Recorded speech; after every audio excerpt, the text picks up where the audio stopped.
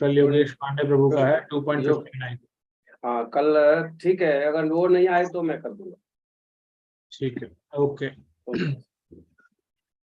हम श्रीमद् भागवतम का मंगलाचरण प्रारंभ करेंगे। ओम नमो भगवते वासुदेवाय। ओम नमो भगवते वासुदेवाय। ओम नमो भगवते वासुदेवाय। नारायणं नमस्कृत्यं नरं चैव नरोत्तमं देवीं सरस्वतीं व्यासं ततो जयमुदीरये। नष्टप्रायेषु अभद्रेषु नित्यं भागवत सेवया भगवती उत्तमा श्लोके भक्तिर्भवति नैष्ठिकी। मूकं करोति वाचालं पंगुं लंघयते गिरिं यत्कृपातमहं वन्दे परमानन्दमाधवम्। कृष्णाय वासुदेवाय देवकी नंदनाय च नंदगोपकुमाराय गोविंदाय नमो नमः। श्रीमद्भागवत महापुराण की जय। ओके, तो हमने कल किस चीज को पूर्ण किया? अध्याय 1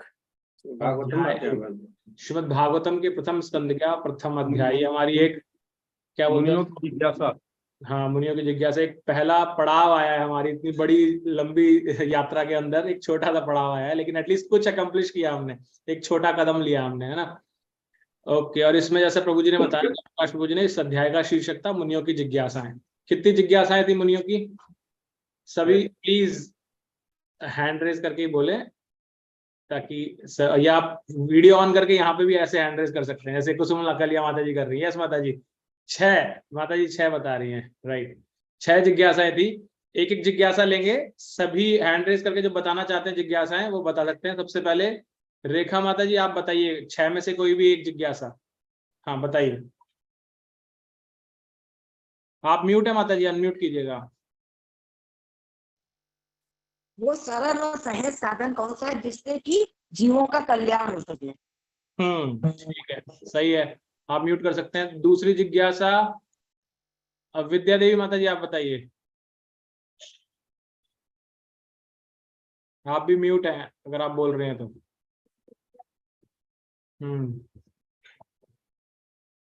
ओके, आप रहने दीजिए। कालीचरण प्रभु जी आप बताइए दूसरी जिज्ञासा। हरे कृष्णा प्रभु। आ गई माता जी। यस माता जी बोलिए। वो पूछ रहे हैं कि संसार का कल्याण कैसे होगा, इसी के लिए वो यज्ञ कर रहे हैं। हाँ वो तो हो गया माता जी, पहली जिज्ञासा रेखा माता जी बताइए। और कोई जिज्ञासा? 6 जिज्ञासा ना, और कोई? और तो मैं बताऊं प्रभु जी? ठीक है माता जी, रहने दीजिए। माता जी हैंड रेज कीजिए या कैमरा ऑन करके हैंड रेज कीजिए, दोनों में से एक तरीके से। नेक्स्ट अभिनव प्रभु जी आप बताइए। हरे कृष्णा। ये सर शौनक आदि ऋषियों ने कहा था सूत गोस्वामी से कि हम भगवान की दिव्य लीलाओं के बारे में सुनना चाहते हैं जो भक्तों को आनंद प्रदान करती है। तो दिव्य लीलाएं, दिव्य लीलाएं में भी मेजरली भगवान के अवतार के बारे में था। भगवान ने जो अलग अलग अवतार लिए, राइट, तो उसके बारे में और थोड़ा सा भी चर्चा करते हैं। Thank you Prabhu. नेक्स्ट अनुपम चंपक लता माता जी आप बताइए। जब भगवान धरास धाम से चले गए, प्रयाग कर चुके, तो उन्होंने प्रश्न किया कि अब धर्म किसके आश्रय लेगा? यस, ये था अंतिम प्रश्न, है ना। ये था अंतिम। तो हमारे 3 प्रश्न हो गए, 3 बचे हैं अभी भी, करेक्ट। तो अभी और कुसुमलता माता जी आप बताइए। पूर्ण पुरुषोत्तम भगवान देवकी के गर्भ से वसुदेव के पुत्र के रूप में किस प्रयोजन से प्रकट हुए? वेरी नाइस, थैंक यू माता जी। 4 हो गए हमारे। अब हमारे 2 और बचे हैं। और अब बताएं, कालीचरण प्रभु जी आप बताइए। प्रभु जी, इस युग में पापों से उद्धार पाने का इच्छुक कौन नहीं है, ये भी पूछा था। पापों से उद्धार पाने का इच्छुक कौन नहीं है? कौन नहीं है? ये 6 प्रमुख प्रश्नों में नहीं आता प्रभु जी, ये वाला जो आपने बोला ना, ये इसका और कुछ रूप है। धन्यवाद। और कोई बताना चाहेंगे आप? सूत जी से पूछा, आप समस्त शास्त्रों का सार हमें जीव कल्याण के लिए बताएं।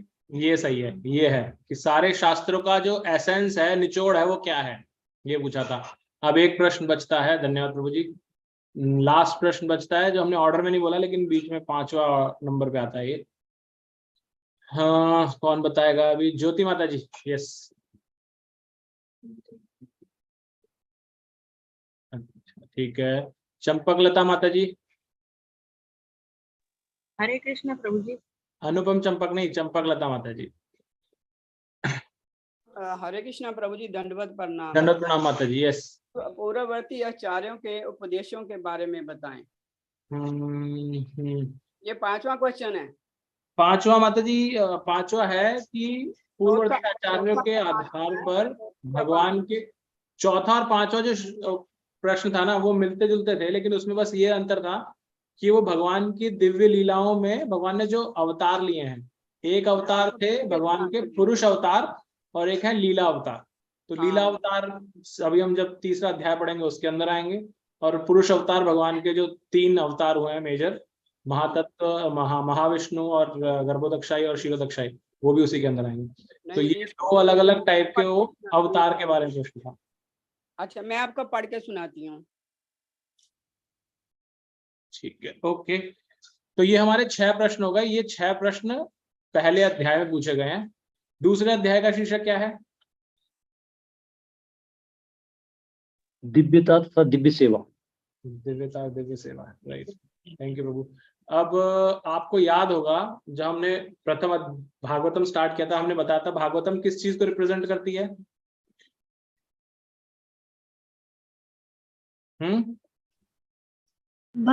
हरि बोल। भगवान के श्री अंगों को प्रभु जी। भगवान के जो हाँ, तो आप जस्ट म्यूट रख के हैंड रेज करेंगे तो ज्यादा बेटर होगा। राइट। देन प्रथम अध्याय, प्रथम स्कंद भगवान का कौन सा श्रीअंग को रिप्रेजेंट करता है? आप सिर्फ हैंड रेज कीजिए। नंदिनी माता जी। यस। पैर के तलवों को गुरु जी। नंदिनी माता जी। भगवान के कमल चरणों के तलवों को। Correct, right. तो ये प्रथम अध्याय जिसमें 19 कितने हैं? प्रथम स्कंद के अंदर कितने अध्याय हैं? 19 अध्याय हैं। जो पहला अध्याय था वो किस चीज को रिप्रेजेंट करता है? अगेन म्यूट रखिए, हैंड रेज कीजिए जस्ट। यस, ज्ञानेंद्र माता जी बोलिए आप।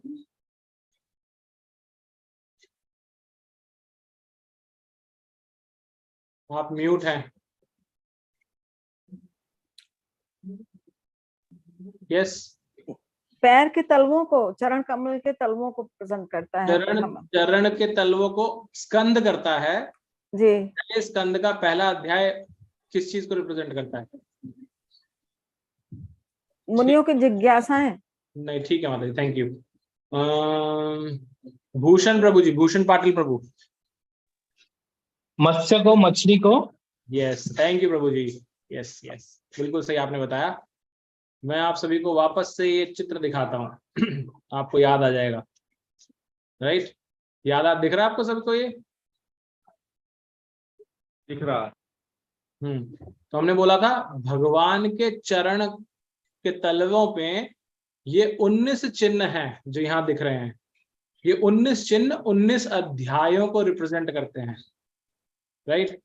तो उसमें से प्रथम अध्याय हमने बताया, जैसा भी प्रभु जी ने बताया, मत्स्य है। दूसरा अध्याय आपको क्या लगता है? यस प्रभु जी, मत्स्य तो इसमें दिखाई नहीं दे रहा है। हाँ प्रभु, मत्स्य चिन्ह इसमें नहीं दिखाई दे रहा है। नीचे है। नीचे दिख रहा है? दिख रहा है, नीचे है प्रभु। नीचे अध्याय 1 करके आपको मोबाइल में देख रहे होंगे तो प्रभु जी थोड़ा सा दिक्कत हो रहा है, स्क्रॉल करना पड़ेगा। लेकिन लिखा हुआ है अध्याय। रेड एरो आ रहा है प्रभु जी इसमें। हाँ ठीक है, वो सबके मोबाइल में थोड़ा सा दिक्कत होती है ऊपर नीचे की। हाँ, तो हम क्या बात कर रहे थे? प्रथम स्कंद ये है मत्स्य। दूसरा स्कंद आपको क्या लगता है इनमें से कौन सा चिन्ह होगा? कोई भी हैंड रेज करिएगा बस। अभी मैं सबके पहले हैंड्स डाउन कर देता हूँ, अदरवाइज आपको मैं बाय डिफॉल्ट एज्यूम कर लूंगा, आपको पता है। हाँ, आप हैंड रेज अप कीजिए, मैंने सबके हैंड्स डाउन कर दिया। अगर आपको पता, आप जय प्रकाश प्रभु जी, आप बताइए। आप म्यूट है प्रभु जी। स्वास्तिक प्रभु। स्वास्तिक, ओके। और कोई गैस लेना चाहेगा स्वास्तिक के अलावा? नेक्स्ट अनुपम चंपकलता माता जी, आप बताइए। चंद्रमा। Yes, that's right. दूसरा अध्याय है चंद्रमा,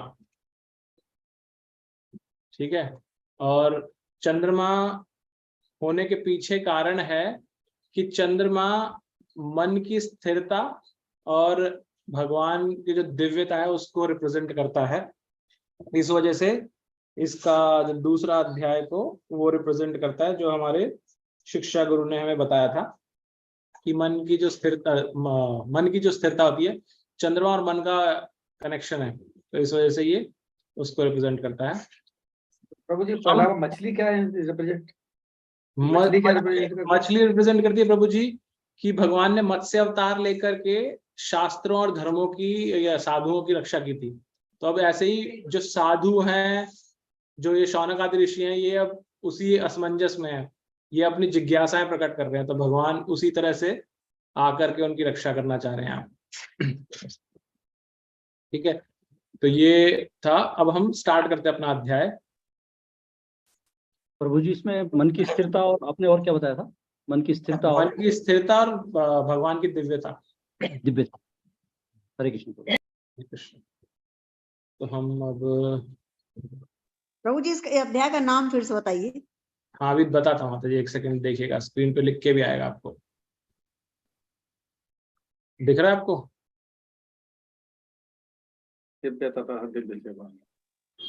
हरे कृष्णा। यस, हरे कृष्ण। हरे कृष्ण प्रभु जी, वो जो मत्स्य का आपने बताया कि मत्स्य अवतार में भगवान ने रक्षा की थी सब वेदों की वगैरह। हाँ जी, हाँ जी।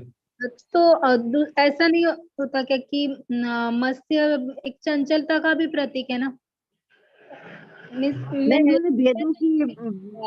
वेदों की रक्षा की थी, वेद समुद्र से निकाल के लाए थे।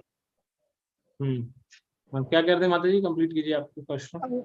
मत्स्य है ना, वो मन की चंचलता का भी प्रतीक है। यानी जो मीन राशि रहती है ना, जैसे एस्ट्रोलॉजी में, तो उनका मन चंचल रहता है।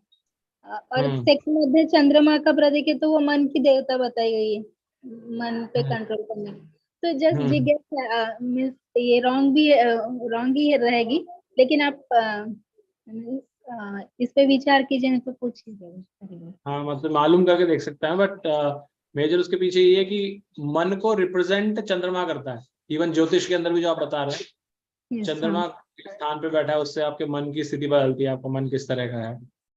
जैसे शरीर आपका लग्न बताता है, जैसे चंद्र कुंडली आपके मन की स्थिति बताती है, किस तरह से मनोभाव रहेगा व्यक्ति का। तो इसलिए मन की स्थिरता के लिए ये दूसरा अध्याय है। तो इसका शीर्षक है दिव्यता और दिव्य सेवा। तो जो भक्त पढ़ना चाहते हैं वो हैंड रेज कर सकते हैं। इसको स्टार्ट करते हैं हम। तो जो अभी जिज्ञासाएं आई हैं, 6 जिज्ञासाएं की थी शौनक आदि ऋषियों ने, उनके उत्तर धीरे धीरे हमें मिलेंगे अगले कुछ अध्यायों में। तो स्टार्ट करते हैं। शिल्पा हिसारिया माता जी, आपसे थोड़ा आराम से पढ़िएगा बस, स्पीड को थोड़ा। हरे कृष्णा प्रभु जी। हाँ प्रभु, हरे कृष्णा। हरे कृष्णा। रोमा हर्षण के पुत्र उग्र श्रवा सूत गोस्वामी ने ब्राह्मणों के सम्यक। हाँ, स्पीड थोड़ी कम करें, स्पीड थोड़ी सी कम करें। हाँ प्रभु जी, सॉरी। हाँ, मैं श्लोक पढ़ देता हूँ माता जी, फिर आप पढ़िएगा, ठीक है। व्यास उवाच इति संप्रश्न संहृष्टो विप्राणाम रोमहर्षिणी प्रतिपूज्य वचस्तेषां प्रवक्तुम उपचक्रमे। अब पढ़िए माता जी। रोमा हर्षण के पुत्र उग्र श्रवा सूत गोस्वामी ने ब्राह्मण के सम्यक प्रश्नों से पूर्णतः प्रश्न होकर उन्हें धन्यवाद दिया और वे उत्तर देने का प्रयास करने लगे। नैमिषारण्य के मुनियों ने सूत गोस्वामी के 6 प्रश्न पूछे। अब वे एक एक करके उनका उत्तर दे रहे हैं। हरे कृष्ण। हरे कृष्ण। नेक्स्ट हेमलता माता जी, आप पढ़िएगा। हरे कृष्णा। हरे कृष्णा। सूत उवाच यम प्रवजन मनुपेत कृत्यम द्वैपायनो विरह कातर आजुवाह पुत्रेति तन्मयतया सर्वोऽभिनेदुस्थं सर्वभूत हृदयं मुनिमानतो अस्मिन्। शील सुत गोस्वामी ने कहा, मैं उन महामुनि शुकदेव गोस्वामी को सादर नमस्कार करता हूँ जो सबों के हृदय में प्रवेश करने में समर्थ हैं।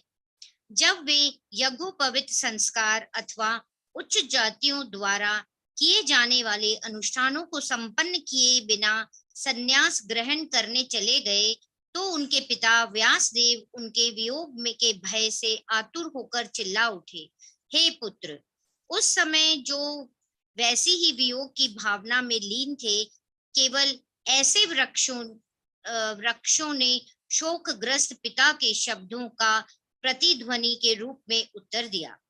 तात्पर्य, वर्ण तथा आश्रम प्रथा में अनुयायियों द्वारा पालन करने के लिए अनेक कर्तव्य निर्दिष्ट किए गए हैं। ऐसे कर्तव्यों में निर्देश है कि वेदों का अध्ययन करने वाले जिज्ञासु को प्रामाणिक गुरु के पास जाकर अपने को शिष्य के रूप में स्वीकार करने की प्रार्थना करनी होती है। जो प्रामाणिक गुरुओं अथवा आचार्य से वेदों का अध्ययन करने के लिए सुयोग्य हैं, जनेऊ यज्ञोपवीत उनका प्रतीक है। श्री शुकदेव गोस्वामी ने ये संस्कार नहीं किए क्योंकि वे जन्म से ही मुक्तात्मा थे। हरे कृष्णा। हरे कृष्णा। धन्यवाद। नीना शर्मा माता जी, आप पढ़िएगा। जी, हरे कृष्णा। हरे कृष्ण। सामान्य रूप से माता जी, आपकी आवाज थोड़ा लाउडली बोलिएगा, आवाज बहुत धीरे आ रही है। सामान्य रूप से मनुष्य साधारण जीव के रूप में जन्म लेता है और शुद्धिकरण संस्कारों के द्वारा उसका दोबारा जन्म होता है। हरे कृष्ण। एक सेकंड रुकिएगा माता जी, सभी को आवाज आ रही है? नहीं, ऑडिबल नहीं है माता जी, आपकी बहुत स्लो आ रही है। बहुत स्लो है। आप थोड़ा सा नेटवर्क ठीक कीजिएगा। नहीं, बहुत धीरे है माता जी, अभी भी बहुत धीरे है, बहुत धीरे। मुझे लगा था मुझे ही आ रही है, लेकिन सभी को आ रही है। तो आप थोड़ा सा एक बार डिस्कनेक्ट करके दोबारा कनेक्ट करके देखिए। इन द मीन टाइम मैं किसी और भक्त को बोलता हूँ। Thank you. Hare Krishna. Next Varsha Saxena माता जी, आप पढ़िएगा। हरे कृष्णा प्रभु जी, दंडवत। यहाँ से पढ़िएगा, सामान्य से दोबारा। जी प्रभु जी। सामान्य रूप से मनुष्य साधारण जीव के रूप में जन्म लेता है और शुद्धिकरण संस्कारों के द्वारा उसका दोबारा जन्म होता है। जब उसे नया प्रकाश दिखता है तो वह आध्यात्मिक उन्नति के लिए मार्गदर्शन खोजता है तो वेदों के उपदेश हेतु वह गुरु के पास जाता है। गुरु केवल निष्ठावान जिज्ञासु को ही शिष्य के रूप में अपनाते हैं और उसे जनेऊ यज्ञोपवीत प्रदान करते हैं। इस प्रकार से मनुष्य दूसरी बार जन्मता है या द्विज बनता है। द्विज बनने के पश्चात वह वेदों का अध्ययन करता है और वेदों में पटु होने पर वह विप्र बनता है। विप्र या योग्य ब्राह्मण परम ब्रह्म का साक्षात्कार करता है और तब तक आध्यात्मिक जीवन में उन्नति करता रहता है जब तक वह वैष्णव अवस्था तक नहीं पहुंच जाता। वैष्णव अवस्था किसी ब्राह्मण के लिए स्नातकोत्तर अवस्था है। प्रगतिशील ब्राह्मण को निश्चित रूप से वैष्णव बनना चाहिए क्योंकि वैष्णव ही स्वरूप सिद्ध विद्वान ब्राह्मण होता है। हरे कृष्णा माता जी, थैंक यू।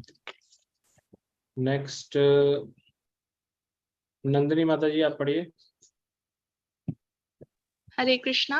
हरे कृष्ण।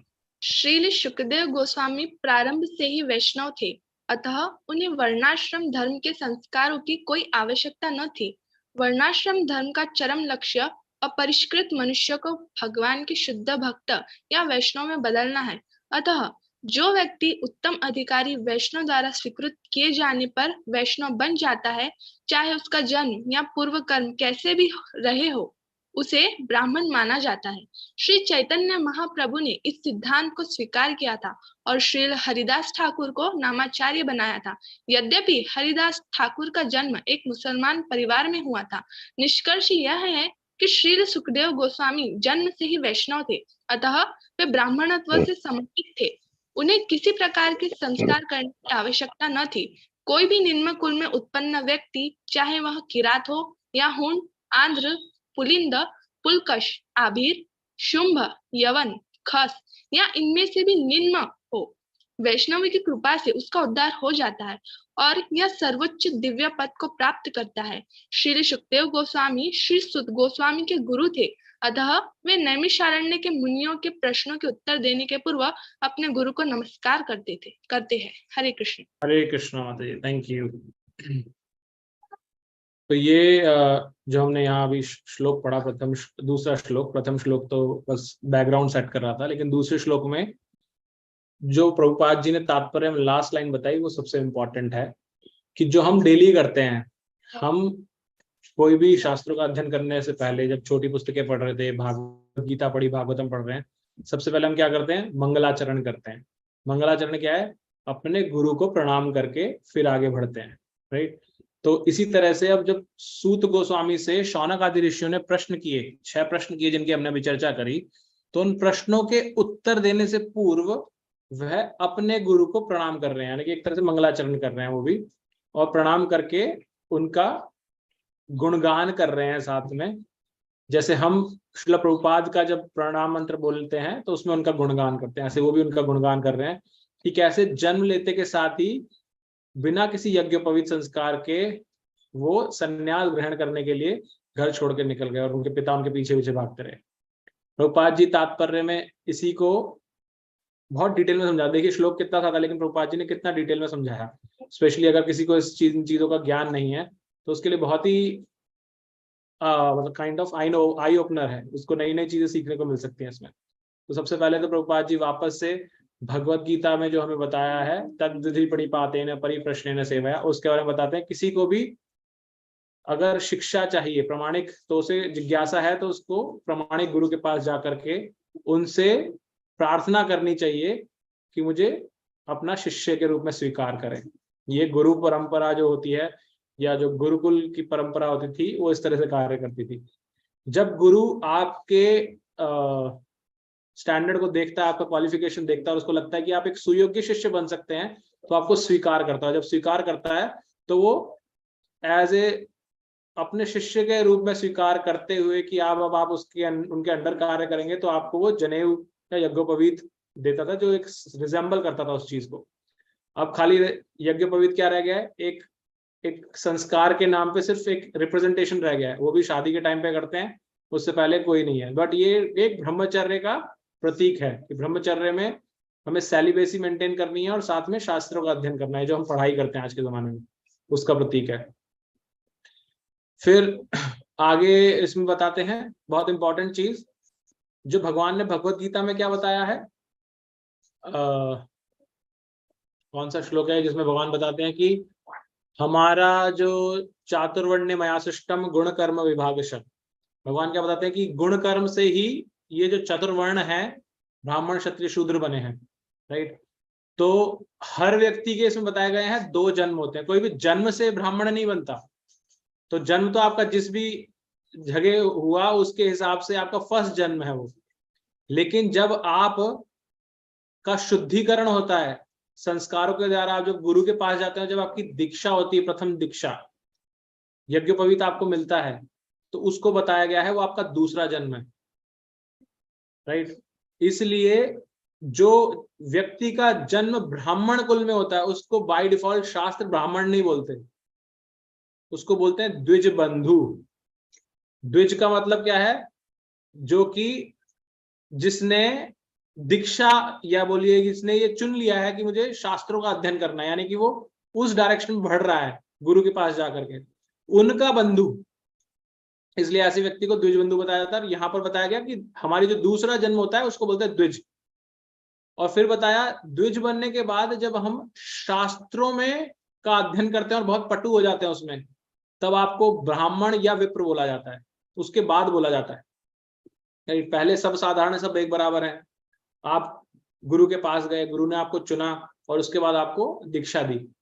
दीक्षा देने से आपको द्विज का स्टैंडर्ड प्राप्त हुआ। द्विज का स्टैंडर्ड मिलने के बाद में फिर आपको शास्त्र अध्ययन किया आपने। शास्त्र अध्ययन करने के बाद में आपको गुरु ही एक्सेप्ट करेगा कि आपने शास्त्रों का अच्छे से अध्ययन कर लिया है, इसलिए अब आप विप्र या ब्राह्मण बन गए हैं। और इनके ऊपर बताया गया वैष्णव, जो वैष्णव है वो बताया गया, प्रभुपाद जी यहाँ बताते हैं किसी ब्राह्मण के लिए स्नातकोत्तर अवस्था वैष्णव होती है। स्नातकोत्तर अगर मैं सही हूं तो शायद बैचलर को बोलते हैं या मास्टर्स को बोलते हैं, कोई बताएगा जिसको पता है शब्द का मतलब?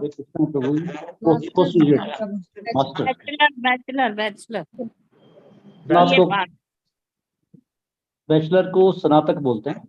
हाँ। और स्नातकोत्तर जो है पोस्ट ग्रेजुएट, यानी कि जो मास्टर हो गया ना। ठीक है, थैंक यू प्रभु जी। हाँ, तो पोस्ट ग्रेजुएशन, तो किसी भी ब्राह्मण के लिए वैष्णव अवस्था प्राप्त करने का बताया कि वो पोस्ट ग्रेजुएशन है, मतलब उससे भी मास्टर डिग्री है, राइट। तो यही चीज हम देखते हैं एक्चुअल में, जो प्रभुपाद जी यहाँ लिख रहे हैं ना, प्रभुपाद जी ने यही प्रणाली संस्था स्थापित की है इस्कॉन के अंदर भी।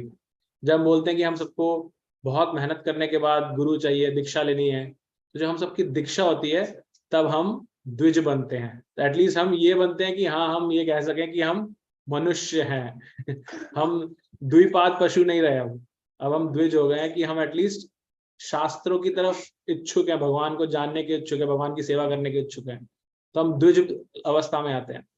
फिर उसके बाद जब हम शास्त्र पढ़ते हैं, उसके लिए भी प्रभुपाद जी ने बहुत ही तरीके से काइंड ऑफ, जिसे हम डिग्री बोलते हैं ना, ऐसे उन्होंने कोर्स बनाए हैं, डिजाइन किए हैं प्रभुपाद जी ने, करवाए हैं अपने शिष्यों से। एक कोर्स होता है, इसको बोलते हैं भक्ति शास्त्री।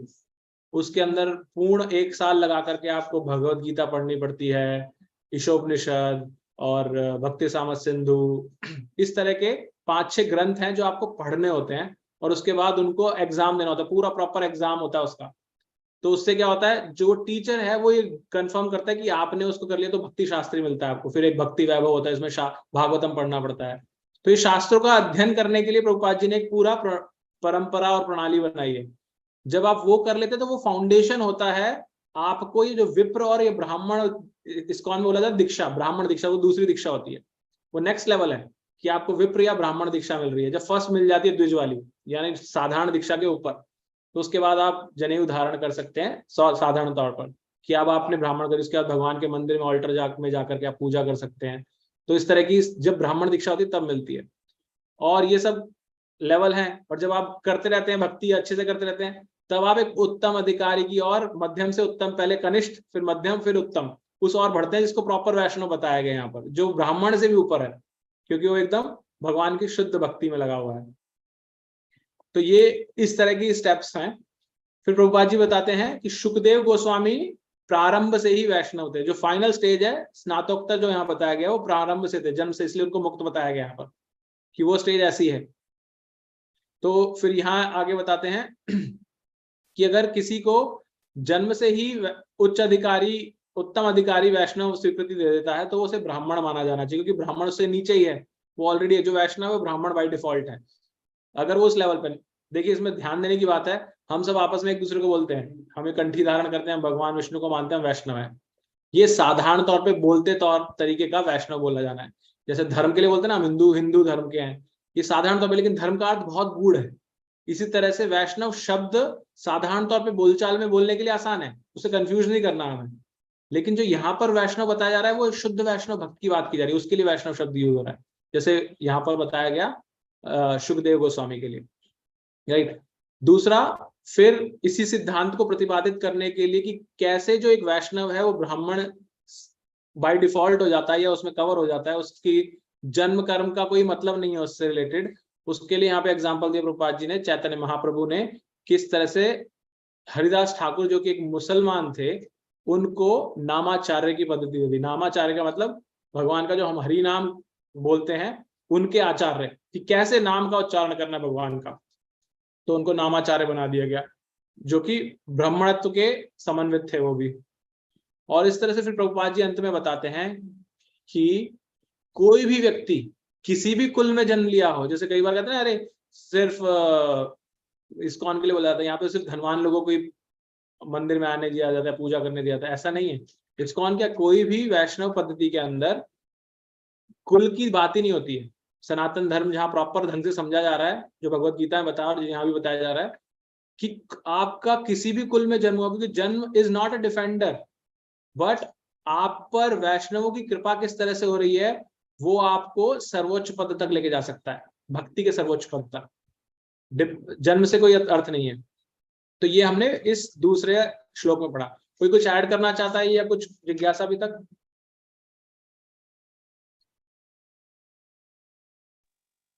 ओके, नहीं है तो हम आगे बढ़ते हैं हरे फिर। कृष्ण प्रभु जी।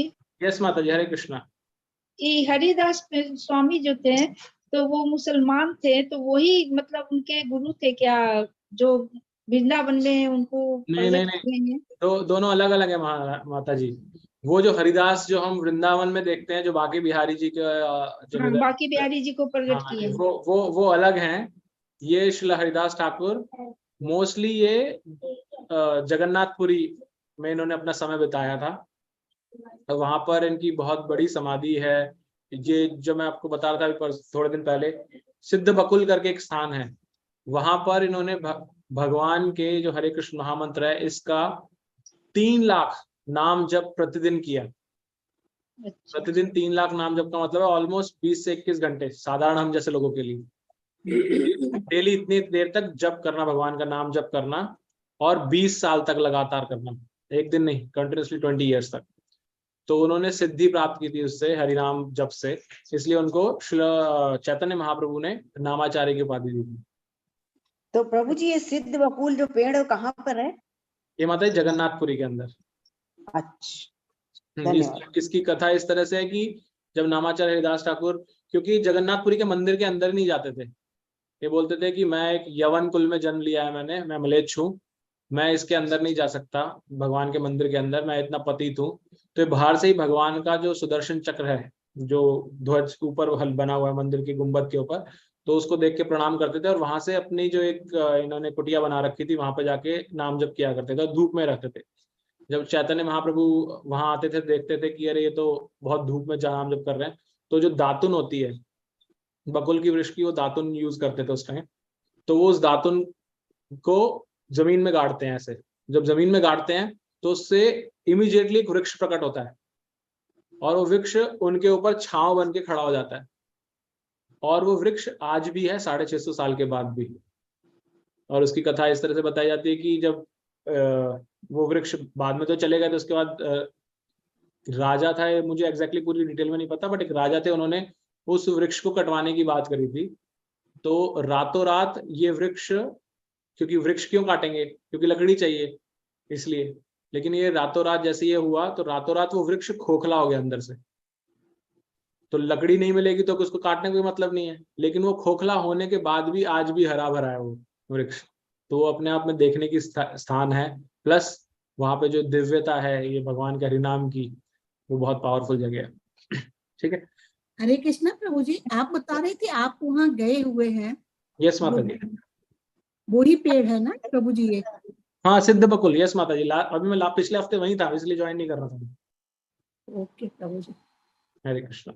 हरे कृष्ण यस माता जी, हरे कृष्णा। प्रभु जी, मैंने आनंद वृंदावन प्रभु जी का वीडियो देखा था, तो अपने यात्रा का शेयरिंग था, वो आपका भी था, एक 3-4 मिनट का था शेयरिंग, तो बहुत अच्छा लगा। तो मैं सोच रही थी कभी प्रभु जी ये शेयर करेंगे, तो शेयर कर दिया आपने बाई चांस ऐसा। और प्रभु जी इसमें जो था कि जन्म न जायते शूद्र, है ना, सारे शूद्र होते हैं जन्म से, और संस्कारात भवे द्विजा, संस्कार से वो द्विज बनते हैं।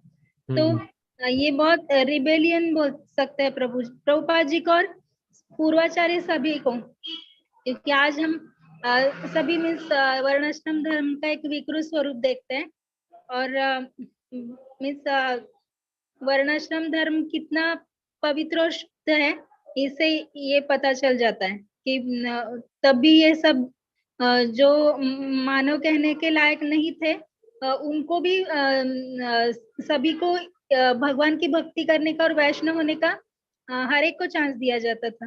तो ये अपने आप में एक क्रांतिकारी है, इसमें मीन्स अलग कुछ करने की आवश्यकता भी नहीं थी, लेकिन बाद में सब कलियुग के प्रभाव से इसका विकृत स्वरूप देखा जाता है अभी भी। यस, थैंक यू माता जी। ओके, तो आइए आगे बढ़ते हैं हम, एटलीस्ट एक और श्लोक कंप्लीट करने की कोशिश करेंगे हम। तो नेक्स्ट फतेह प्रभु जी आप पढ़िएगा। हरे कृष्ण प्रभु जी। य सवानुभावमखिलम श्रुतिसारमेकम अध्यात्म दीप मतिति तिर्षताम तमो अंधम संसारिणाम करुण्याः पुराण गुह्यम तम व्यास सुनुपयामि गुरु मुनिनाम। मैं समस्त मुनियों के गुरु श्रील व्यासदेव के पुत्र श्रील सुखदेव को सादर नमस्कार करता हूँ, जिन्होंने संसार के गहन अंधकारमय क्षेत्रों को पार करने हेतु संघर्षशील उन निपट भौतिकवादियों के प्रति अनुकंपा करके वैदिक ज्ञान के सार रूप इस परम गुह्य पुराण को अनुभव द्वारा स्वयं आत्मसात करने के बाद कह सुनाए। Hare Krishna. Hare Krishna, thank you. Next Bimla माता जी, आप पढ़िएगा। हरे कृष्ण प्रभु जी। हरे कृष्ण माता जी। तात्पर्य इस स्तुति में श्री सूत गोस्वामी श्रीमद् भागवत की पूर्ण भूमिका का सार प्रस्तुत करते हैं।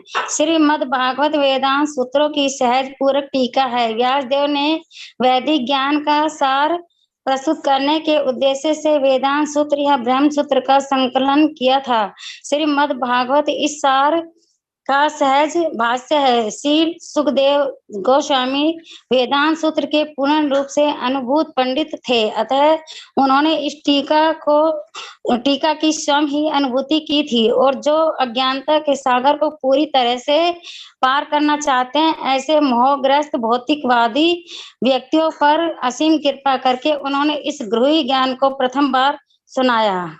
इस पर तर्क करना थैंक यू माता जी। हरे कृष्णा प्रभु जी। इस पर तर्क करना निरर्थक है कि भौतिकवादी व्यक्ति। प्रभु जी, अगर आप पढ़ना चाहते तो प्लीज हैंड रेज कीजिए। सपना माता जी, आप पढ़िएगा। हाँ जी प्रभु जी। इस पर तर्क करना निरर्थक है कि भौतिकवादी व्यक्ति सुखी हो सकता है। कोई भी भौतिकवादी जीव, चाहे वह महान ब्रह्मा हो या कि शूद्र चींटी, सुखी नहीं रह सकता। प्रत्येक व्यक्ति की स्थायी योजना बनाता है, किंतु वह प्रकृति के नियमों से परास्त हो जाता है। अतः भौतिकवादी संसार ईश्वर की सृष्टि का सर्वाधिक अंधकारमय भाग कहलाता है। तथापि दुखी भौतिकवादी व्यक्तियों के इससे निकलने की मात्र इच्छा करने से ही वह बाहर निकल सकते हैं। दुर्भाग्यवश वे इतने मूर्ख हैं कि बाहर निकलना चाहते ही नहीं। अतः उनकी तुलना उस ऊंट से की जाती है जिसे कटीली टहनियां पसंद है, क्योंकि रक्त से सनी टहनियों का स्वाद उसे अच्छा लगता है। वह ऐसा समझ नहीं पाता कि यह तो उसका अपना ही रक्त है, जो कांटों के द्वारा जीभ के कट जाने से निकलता है। इसी प्रकार भौतिकवादी व्यक्ति को अपना खुद का रक्त मधु की तरह मीठा लगता है, और वह अपनी ही भौतिक कृतियों से परेशान होने पर भी उन्हें छोड़ना नहीं चाहता। हरे कृष्ण माता जी। हरे कृष्ण। हरे कृष्ण। हरे कृष्ण प्रभु जी। ओके, नेक्स्ट कुसुम कालिया माता जी, आप पढ़िएगा।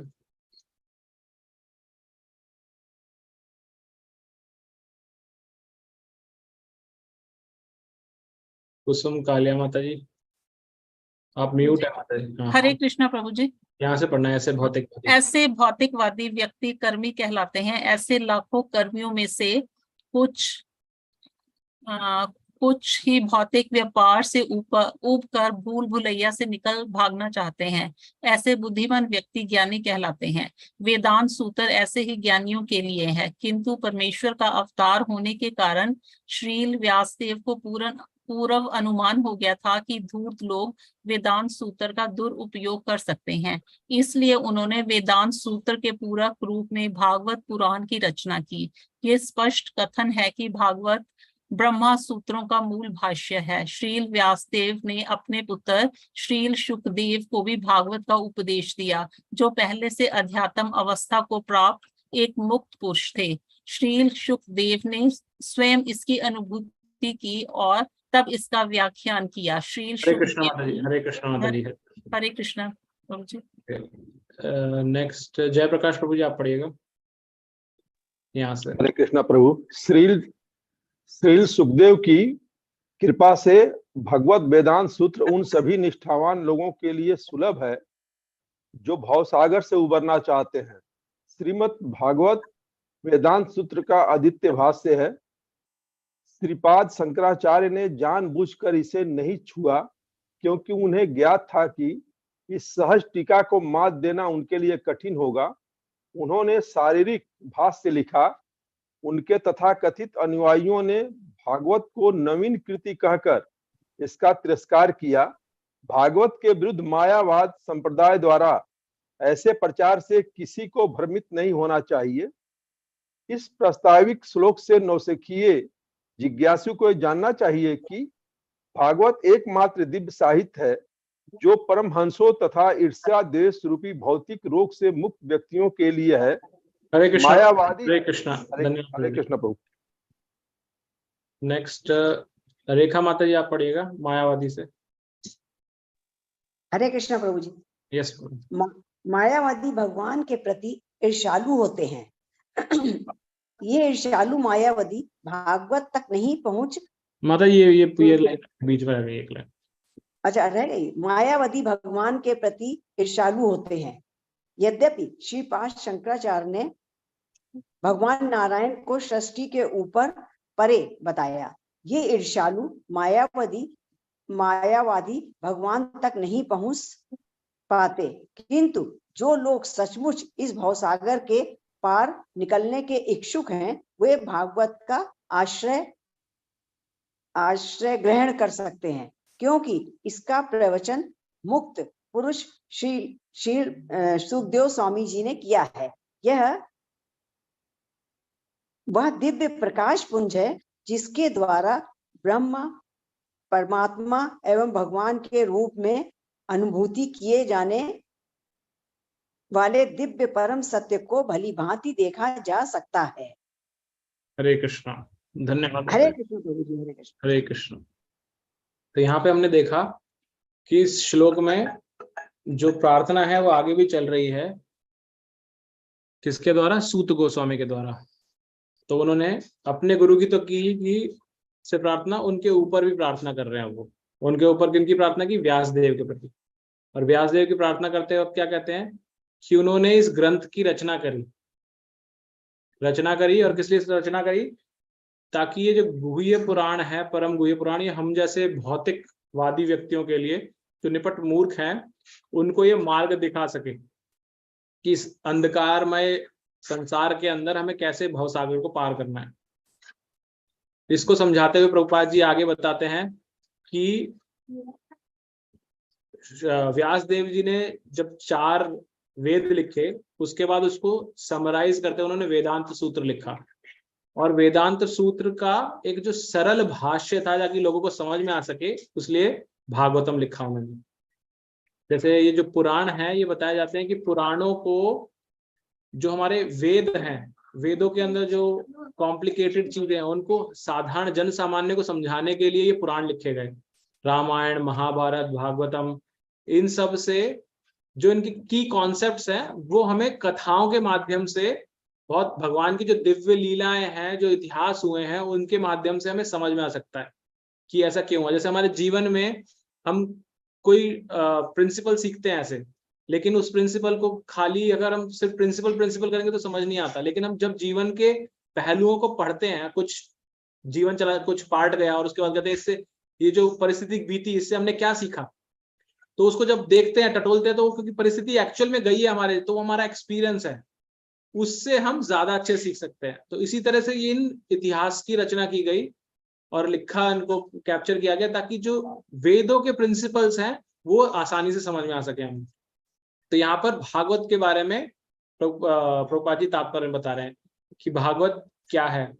उसके बाद ये बताया कि जो हम सब भौतिकवादी, फिर क्योंकि भौतिकवादियों कैसे करना है, तो उस पर प्रभुपाद जी ने काफी टिप्पणी करी। प्रभुपाद जी बताते हैं कि हम सब क्या ढूंढ रहे हैं? सुख ढूंढ रहे हैं, राइट। हम जो कुछ भी कार्य करते हैं, कभी भी करते हैं, यहाँ चाहे आप इस समय कक्षा में बैठे सुन रहे हैं, चाहे आप घर का कार्य कर रहे हैं, चाहे आप ऑफिस का कार्य कर रहे हैं, या आप एक टीवी में मैच देख रहे हैं या कुछ भी देख रहे हैं, मूवी देख रहे हैं, उन सब के पीछे अगर आप गहराई में जाएंगे तो गहराई में एक ही उत्तर मिलेगा कि हम क्या खोज रहे हैं? हम सुख खोज रहे हैं। हम चाहते हैं कि हमें उससे आनंद मिलेगा, इसलिए हम वो कार्य को कर रहे हैं। आप सब यहाँ आए क्या कर रहे हैं? क्योंकि इससे आपको आनंद मिल रहा है। आप वो उसको खोज रहे थे, यहाँ उससे उसका कुछ पार्ट मिल रहा है आपको। ऐसे जो भी व्यक्ति और कुछ भी कार्य कर रहा है उसके पीछे उसका उद्देश्य यही है। लेकिन प्रभुपाद जी बताते हैं कि एक चींटी से लेकर जो सबसे शूद्र है और जो सबसे महान है ब्रह्मा जी, उन तक जो कोई भी है उनको किसी को भी सुख नहीं प्राप्त हो सकता इस भौतिक जगत के अंदर, राइट। तो क्या मिलता है फिर इसकी वजह से? तो हम सब इस अंधकार के अंदर हैं, इस झूठे क्या बोलते हैं उसको, झूठे क्या बोलेंगे उसको, लोभ के अंदर या ऐसी सोच के अंदर कि हमें मिलेगी, सुख मिलेगा, लेकिन मिलता कभी नहीं है। और इसका एग्जाम्पल बहुत ही अच्छा उदाहरण दिया प्रभुपाद जी ने, कि कई बार वो बताते भी हैं इस उदाहरण को। जैसे जो ऊंट होता है जो रेगिस्तान में रहता है, उसको आपने पता नहीं, नोट तो मैंने भी कभी नहीं किया कि मैं देखा नहीं, लेकिन शास्त्रों से पढ़ के पता चला मुझे कि ऊंट को कांटे खाना बहुत पसंद है, उसको कांटे बहुत टेस्टी लगते हैं। अब कोई प्रश्न करेगा भाई ऊंट को कांटे क्यों टेस्टी लगते हैं? उसको उसमें बहुत अच्छा टेस्ट आता है, जबकि उसको चुभते भी हैं, वो दर्द भी होता है उसको, लेकिन फिर भी खाता है उसको। अब कांटों में क्या टेस्ट होता है? जब उसकी गहराई में समझा जाता है तो सब पता चलता है, ऊंट जब कांटों को खाता है तो कांटे खाने से क्या होगा, उसकी जिह्वा कटेगी उससे। जब जिह्वा कटती है तो खून निकलता है, खून निकलता है तो वो मुंह के अंदर जाता है। अब जब मुंह के अंदर जाता है तो उसको टेस्ट आता है, उसको क्या लगता है, ये कांटों का टेस्ट है, और उसको बहुत अच्छा लगता है, तो और ज्यादा खाता है वो कांटे को, और ऐसे उसकी जिह्वा कटती रहती है और उसको आनंद आता रहता है। हो क्या रहा है एक्चुअल में, वो टेस्ट किसका है, उसके खून का है। उसको चोट लग रही है लेकिन उसको आनंद आ रहा है उसको, तो वो सोच रहा है यही आनंद है, जबकि उसको कोई आनंद नहीं मिल रहा एक्चुअल में। तो प्रभुपाद जी यही बताते हैं, हमारे साथ भी ऐसा ही हो रहा है इस जगत के अंदर। हम सब कष्ट पा रहे हैं लेकिन हमें लग रहा है हमें आनंद मिल रहा है। हम और करते हैं और स्ट्रगल करते हैं, हमारा घर्षण होता जा रहा है, लेकिन हम सोच रहे हैं हमें आनंद आ रहा है। तो प्रभुपाद जी फिर उसको समझाते हुए बताते हैं कि जो व्यक्ति ऐसे खुद के रक्त को मधु समझ करके भौतिक कार्यों में लगा रहता है, परेशान होता रहता है, उसको बताया गया कर्मी। ऐसा व्यक्ति होता है कर्मी। और ऐसे बहुत सारे लाखों कर्मियों में से ऐसा व्यक्ति होता है जो ऊब जाता है इससे, कि क्या है, मैं परेशान हो गया हूं इससे, मुझे कुछ और चाहिए। वो मार्ग ढूंढने लगता है, वो कुछ शास्त्रों का अध्ययन करता है। ऐसे बुद्धिमान व्यक्ति को प्रभुपाद जी बताते हैं ज्ञानी है वो। और ऐसे ज्ञानी जब आगे बढ़ते हैं तो उनके लिए यहाँ पे व्यास देव ने इस भागवत पुराण की रचना की, ताकि उसको पढ़ करके वो ज्ञानी भी और जो कर्मी हैं दोनों ही राइट मार्ग को प्राप्त कर सके। इसके अंदर आगे थोड़ा सा टच उन्होंने किया श्रीपाद शंकराचार्य का, स्पेशली मायावाद के सिद्धांत का। मायावादी तो एक तो प्रभुपाद जी बताते हैं कि श्रीपाद शंकराचार्य ने कभी भी श्रीमद् भागवत के बारे में चर्चा ही नहीं करी, उस पर करा नहीं, क्योंकि इसके अंदर इतना क्लियरली भगवान के बारे में लिखा हुआ है। जैसे जैसे हम आगे बढ़ेंगे तो हमें पता चलेगा। तो उन्होंने उसको टच ही नहीं किया, क्योंकि वो मायावाद के सिद्धांत को स्थापित करने के लिए उनका अवतार इसलिए हुआ था, तो इसलिए उन्होंने टच नहीं किया। और जो उनके अनुयायी हैं उन्होंने क्या बोल के इसको तिरस्कार किया कि ये नवीन है, ये तो पुराना भाष्य नहीं है, पुराना शास्त्र नहीं है, तो नया बनाया गया है। प्रभुपाद जी यहाँ बहुत क्लियरली इस चीज को बताते हैं कि ये सही नहीं है, ये सिर्फ मायावादी संप्रदाय द्वारा फैलाया गया भ्रम है। एक्चुअल में यहाँ पर बताया जा रहा है कितना पुराना है ये, तब व्यास देव जी ने इसकी रचना की थी, तभी ऐसा नहीं अभी रचा गया है, राइट। तो जो कोई भी इस भव सागर से बाहर निकलने का इच्छुक है उसको इस भागवत नामक शास्त्र का, भगवान का जो साहित्यिक अवतार है उसका आश्रय ग्रहण करना चाहिए, तभी वो निकल सकता है, इस भव सागर से पार हो सकता है। और अंत में प्रभुपाद जी बताते हैं कि भागवत को पढ़ने से ही भगवान के जो 3 अनुभूतियां हैं हम उनको प्राप्त कर सकते हैं। क्या है वो 3 अनुभूतियां? ब्रह्म, परमात्मा और स्वयं भगवान। हम पहले इन पर चर्चा कर चुके हैं। ब्रह्म और परमात्मा आंशिक अनुभूति है भगवान की। भगवान का पूर्ण रूप क्या बताया गया? सच्चिदानंद विग्रह, राइट। तो भगवान का जो ये रूप है सच्चिदानंद, तो सिर्फ ब्रह्म जो है वो सिर्फ सत को रिप्रेजेंट करता है, तो वो पार्शियल है, अधूरा है वो भगवान का अनुभूति। परमात्मा जो है भगवान के सत और चित्त को रिप्रेजेंट करता है। सत का मतलब होता है इटर्नल, शाश्वत, और चित्त का मतलब है पूर्ण ज्ञान। तो परमात्मा सिर्फ शाश्वतता यानी कि सत, और पूर्ण ज्ञान यानी कि चित्त, सत चित्त को रिप्रेजेंट करता है। और जो भगवान स्वयं है वो है सच्चिद और आनंद, तीनों को कवर करते हैं, इसलिए वो पूर्ण बताए गए हैं, वो उनका पूर्ण अनुभूति है। तो ये हमें भागवत को पढ़ने से पता चलता है, तीनों अनुभूतियों के बारे में। राइट, किसी को कुछ ऐड करना है या कोई जिज्ञासा अभी तक?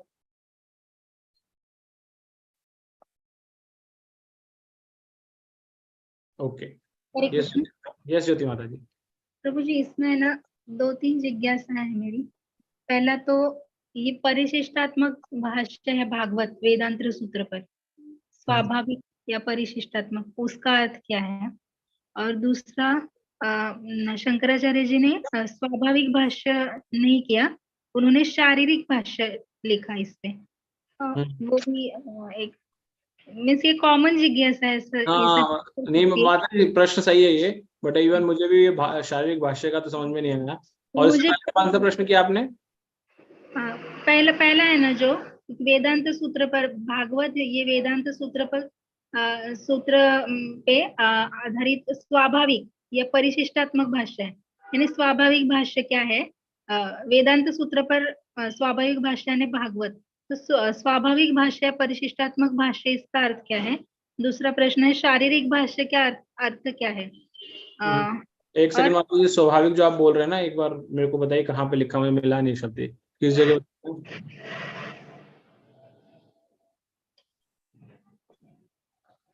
स्क्रीन दिख रही है आपको? यस।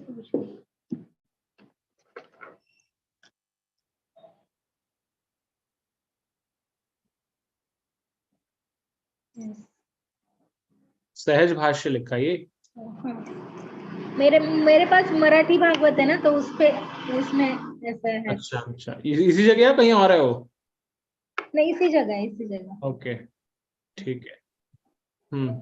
और प्रभु जी, तीसरा है कि मायावत का प्रचार करने के लिए आए थे शंकराचार्य, श्रीपाद शंकराचार्य, तो उन्होंने जो 4 पीठ स्थापन किए, उसमें उन्होंने डेटीज के स्थापन किए, वहां पे भी डेटी वर्शिप होती है, तो ये कैसे? क्योंकि ये माता जी, पहली चीज तो I am not 100% qualified to answer, specially last मेरे मन में ये बहुत लेकिन आपकी जो जिज्ञासा है वो भगवान ने राइट टाइम पे यहाँ पे प्रकट की है, क्योंकि आज ही प्रभु जी ने बताया, अच्युत गोपाल प्रभु ने, वो नेक्स्ट वीक ज्वाइन कर रहे हैं हमारे साथ में। तो आप अपने प्रश्न को प्लीज ग्रुप में डाल दीजिएगा, ताकि मैं नोट कर लूँ इनको। आप लिख करके जैसे भेजते हैं वैसे भेज दीजिएगा, मैं इनको रखूंगा ताकि नेक्स्ट वीक प्रभु जी से चर्चा कर सकें इनके ऊपर। और फिर उनके ऊपर सहज भाष्य, तो सहज जो वर्ड आया सहज, यहाँ पे वो नहीं आया जो आपने बोला। सहज का अर्थ है आसान, मतलब ऑब्वियसली जैसा मीनिंग है, और उसको अंडरस्टैंड करना, और जैसे बताया जाता है कि पुराणों की रचना इसीलिए हुई है ताकि जन सामान्य को समझ में आ सके, इसलिए। शारीरिक का तो मुझे भी नहीं समझ में आया जो यहाँ पे शारीरिक भाष्य बताया गया है। किसी और भक्त को अगर प्लीज, अगर इसके बारे में बेटर अंडरस्टैंडिंग है तो आप प्लीज बता सकते हैं।